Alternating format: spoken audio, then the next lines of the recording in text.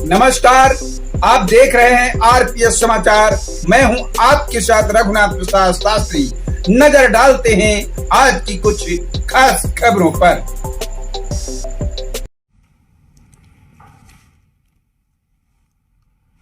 नमस्कार।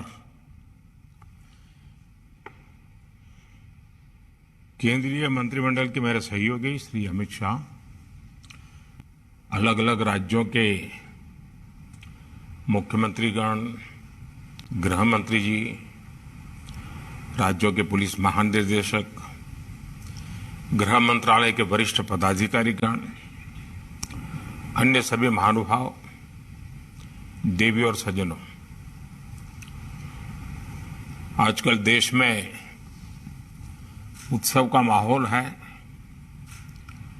ओणम, ईद, दशहरा, दुर्गा पूजा, दीपावली सहित अनेक उत्सव शांति और सौहार्द के साथ देशवासियों ने मनाए हैं। अभी छठ पूजा समेत कई अन्य त्योहार भी हैं। विभिन्न चुनौतियों के बीच इन त्योहारों में देश की एकता का सशक्त होना आपकी तैयारियों का भी प्रतिबिंब है। संविधान में भले कानून और व्यवस्था राज्यों का दायित्व है, लेकिन ये देश की एकता, अखंडता के साथ भी उतने ही जुड़े हुए हैं। सूरज कुंड में हो रहा गृह मंत्रियों का ये चिंतन शिविर कोऑपरेटिव फेडरलिज्म का भी एक उत्तम उदाहरण है। हर एक राज्य एक दूसरे से सीखे, एक दूसरे से प्रेरणा ले, देश की बेहतरी के लिए मिलजुल करके काम करें।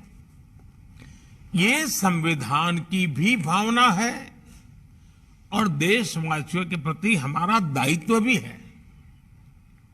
साथियों, आजादी का अमृत काल हमारे सामने है। आने वाले 25 साल देश में एक अमृत पीढ़ी के निर्माण के हैं। ये अमृत पीढ़ी पंच प्राणों के संकल्पों को धारण करके निर्मित होगी। विकसित भारत का निर्माण, गुलामी की हर सोच से मुक्ति, विरासत पर गर्व, एकता और एकजुटता और सबसे प्रमुख बात नागरिक कर्तव्य, इन पंच प्राणों का महत्व आप सभी भली भांति जानते हैं, समझते हैं। ये एक विराट संकल्प है जिसको सिर्फ और सिर्फ सबका प्रयास से ही सिद्ध किया जा सकता है। तरीके अपने अपने हो सकते हैं, रास्ते, प्रायोरिटी अलग अलग हो सकती हैं, लेकिन ये पंच प्राण देश के हर राज्य में हमारी गवर्नेंस की प्रेरणा होनी चाहिए। जब ये सुशासन के मूल में होंगे तो भारत के सामर्थ्य का विराट विस्तार होगा। जब देश का सामर्थ्य बढ़ेगा तो देश के हर नागरिक, हर परिवार का सामर्थ्य बढ़ेगा। यही तो सुशासन है जिसका लाभ देश के हर राज्य को समाज की आखिरी पंक्ति में खड़े व्यक्ति तक पहुंचाना है। इसमें आप सभी की बहुत बड़ी भूमिका है। साथियों, यहां आप में से अधिकतर या तो राज्य को नेतृत्व दे रहे हैं या फिर सीधे सीधे कानून व्यवस्था की जिम्मेदारी निभा रहे हैं। कानून व्यवस्था का सीधा संबंध राज्य के विकास से है। इसलिए राज्यों में विकास के लिए अनुकूल वातावरण बनाने में आप सभी के निर्णय और नीतियां और आपकी रीति ये बहुत अहम है। साथियों, कानून व्यवस्था के पूरे तंत्र का विश्वसनीय होना जनता के बीच उनका परसेप्शन क्या है, ये भी उतना ही महत्वपूर्ण है। आपने देखा है कि जब भी कोई नेचुरल कैलेमिटी होती है, प्राकृतिक आपदा होती है, तो इन दिनों एनडीआरएफ की, एसडीआरएफ की एक पहचान बनी हुई है। उनका यूनिफॉर्म, उस संकट के समय पहले पहुंच जाना, और इसके कारण देशवासियों के मन में इनके प्रति एक विश्वास बना है कि भाई ये आए हैं, चलिए संभल जाएगा। ये जो कह रहे हैं मानना चाहिए।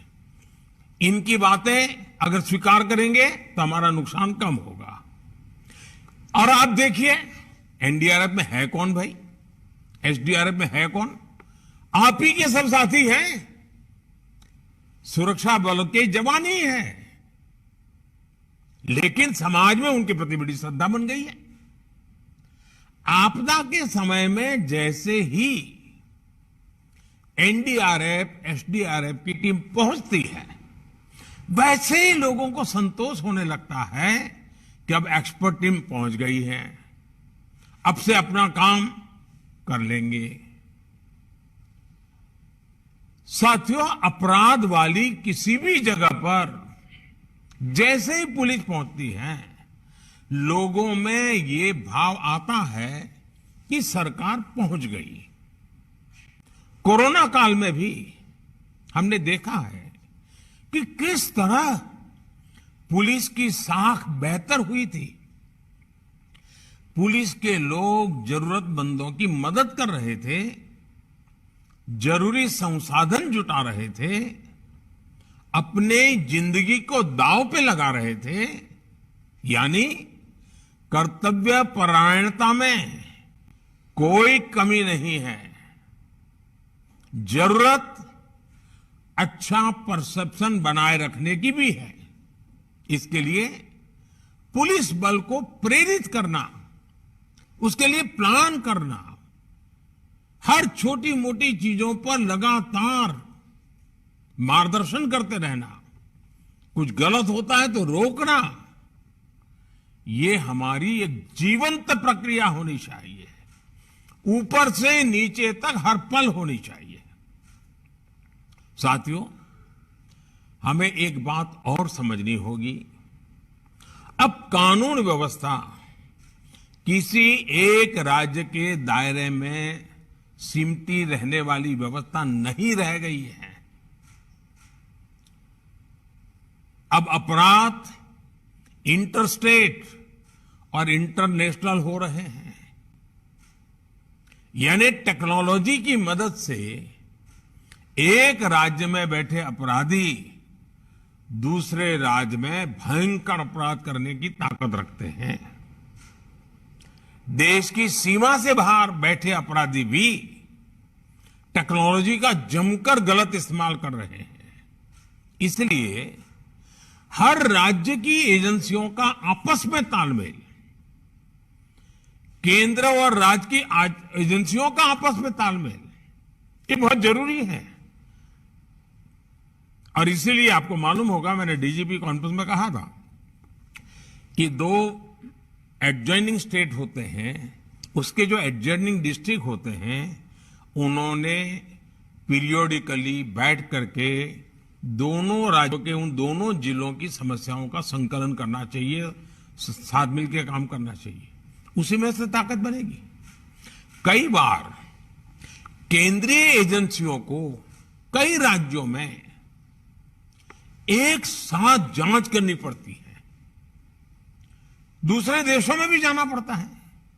इसलिए हर राज्य का दायित्व है कि चाहे राज्य की एजेंसी हो, चाहे केंद्र की एजेंसी हो, या संबंधित कहीं किसी और राज्य से संपर्क आता है, सभी एजेंसियों को एक दूसरे को पूरा सहयोग देना चाहिए। कोई बड़ा है, कोई छोटा है, किसका अधिकार है, उसी में कभी कभी तो हम देखते हैं एक आध एफआईआर रजिस्टर नहीं हुई। क्यों नहीं हुई? तो बोले ये तय नहीं हो रहा है कि वो जो जगह है वो इस थाने में पड़ती है, उस थाने में पड़ती है। ये जो चीजें हैं वो सिर्फ पुलिस थाने तक नहीं है, राज्यों के बीच भी हो जाती हैं, केंद्र और राज्य के बीच में हो जाती हैं, भारत और विदेश की व्यवस्थाओं के साथ हो जाती है। इसलिए हमारी एफिशिएंसी के लिए, हमारे आउटकम के लिए, सामान्य नागरिक को सुरक्षा देने के लिए हमारे बीच में तालमेल, संकलन, सहयोग बहुत अनिवार्य है। और इसके लिए जितना संकलन बढ़ेगा, आपके राज्य की भी ताकत बढ़ने वाली है। साथियों, साइबर क्राइम हो या फिर ड्रोन टेक्नोलॉजी का हथियारों और ड्रग्स तस्करी में उपयोग, इनके लिए हमें नई टेक्नोलॉजी पर काम करते रहना होगा। अब देखिए, हम 5G के युग में घुस गए हैं, तेजी से 5G पहुंचने वाला है। अब 5G के जितने लाभ हैं, इतनी ही जागरूकता भी जरूरी रहेगी। 5G से facial recognition technology, automatic number plate recognition technology, drone और सीसीटीवी जैसी टेक्नोलॉजी, परफॉर्मेंस में ये कई गुना सुधार होने वाला है।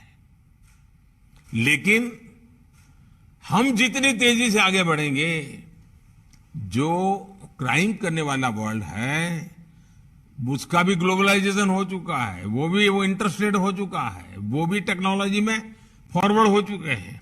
मतलब हमें उनसे 10 कदम आगे जाना होगा। हमें हमारी कानून व्यवस्था को भी स्मार्ट बनाना, इसके लिए बहुत ही आग्रह से काम करना पड़ेगा। साथियों, मेरा आग्रह ये भी है कि टेक्नोलॉजी को कृपा करके बजट के तराजू से न तोले। और मेरा सभी आदरणीय मुख्यमंत्रियों से, सभी आदरणीय गृह मंत्री जियों से इस विषय में एक टीम बना करके दुनिया में क्रिमिनल वर्ल्ड किस टेक्नोलॉजी में आगे बढ़ रहा है, उपलब्ध टेक्नोलॉजी हमारे लोगों को कैसे सुरक्षा दे सकती है, इस पर गंभीरता से सोचना चाहिए। और इसमें जो बजट जाएगा वो बाकी सैकड़ों खर्चों को बचाने का कारण बन जाएगा। और इसलिए टेक्नोलॉजी का बेहतर इस्तेमाल पूरे पुलिस तंत्र को तो मजबूत करता ही करता है, सामान्य मानवीय को सुरक्षा देने का एक विश्वास नीचे तक हम पहुंचा पा सकते हैं। टेक्नोलॉजी क्राइम प्रिवेंशन में भी मदद करती है और क्राइम डिटेक्शन में भी, क्राइम इन्वेस्टिगेशन में भी बहुत काम आती है। आज देखिए, कितने ही अपराधी सीसीटीवी की वजह से पकड़े जा रहे हैं। स्मार्ट सिटी अभियान के तहत शहरों में बनाए गए आधुनिक कमांड एंड कंट्रोल सिस्टम से भी बहुत मदद मिल रही है। साथियों, इस प्रकार की नई टेक्नोलॉजी के विकास के लिए केंद्र सरकार ने पुलिस टेक्नोलॉजी मिशन भी शुरू किया है।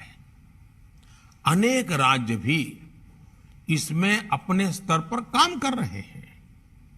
लेकिन यह अनुभव आ रहा है कि हमारे अलग अलग प्रयोग होने के कारण हमारी टेक्नोलॉजी एक दूसरे के साथ बात नहीं करती है और इसलिए हमारी एनर्जी वेस्ट होती है।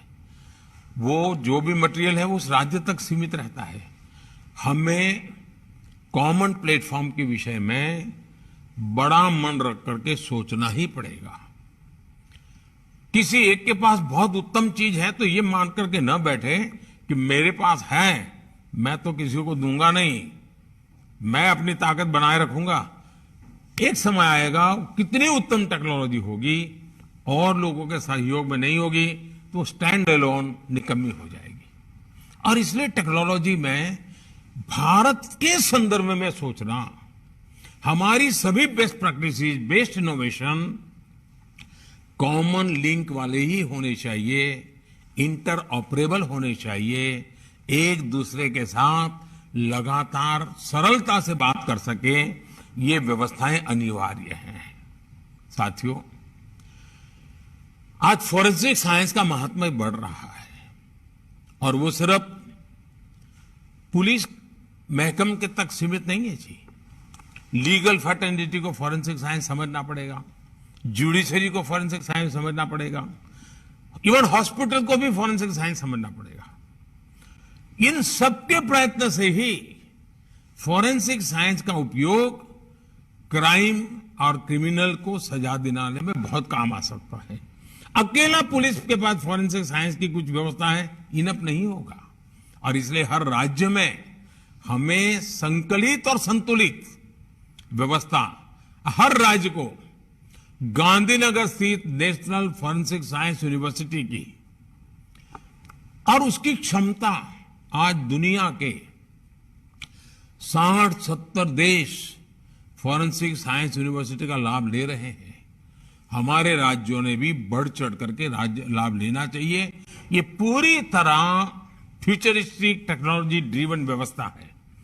ह्यूमन रिसोर्स डेवलपमेंट का भी वहां काम है, नए नए टेक्नोलॉजी टूल बनाने का भी काम है और केस, बड़े कठिन केसेस को सुलझाने में भी वो लैब काम आ रही है। मैं समझता हूं कि इस व्यवस्था का उपयोग सभी राज्य सक्रियता से कैसे करें।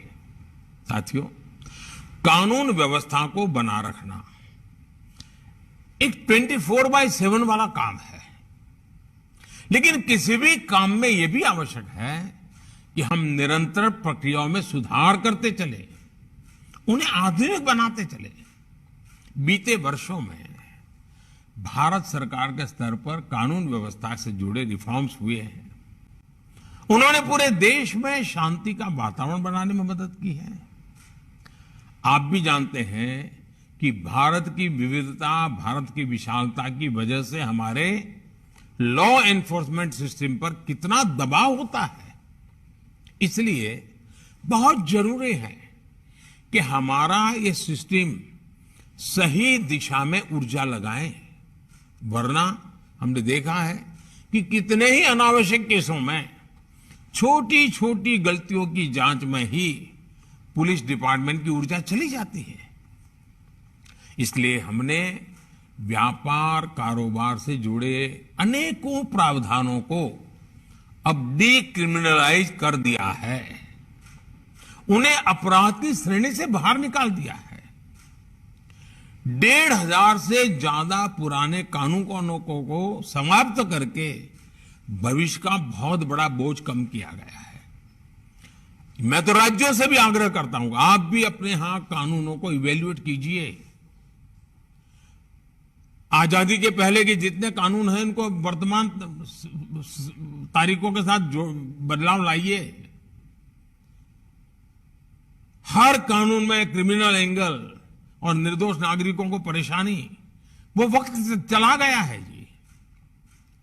साथियों, सरकार को अब जैसे स्वामित्व योजना, ये स्वामित्व योजना के तहत देश के गांवों में ड्रोन टेक्नोलॉजी के माध्यम से प्रॉपर्टी कार्ड वितरित कर रहे हैं। वो भी जमीन से जुड़े विवादों को कम करेंगे, झगड़े खत्म होंगे गांव के। वरना गांव की समस्या ज्यादातर 1 फुट जमीन इसने ले ली, उसी में से बड़े बड़े झगड़े हो जाते हैं। साथियों, परोक्ष और अपरोक्ष रूप से किए गए ऐसे अनेक प्रयासों से लॉ एनफोर्समेंट एजेंसियों को भी अपनी प्राथमिकता तय करने में बहुत मदद मिली है। लेकिन हमने जब पूरे कैनवास पर चीजों को रख करके अपनी स्ट्रेटेजी में बदलाव नहीं करेंगे, 20, 30, 50 साल पुरानी पद्धतियों से चलेंगे, तो शायद इन चीजों का फायदा नहीं मिलेगा। बीते वर्षों में केंद्र सरकार द्वारा बनाए गए कानूनों ने भी कानून व्यवस्था को मजबूत किया है।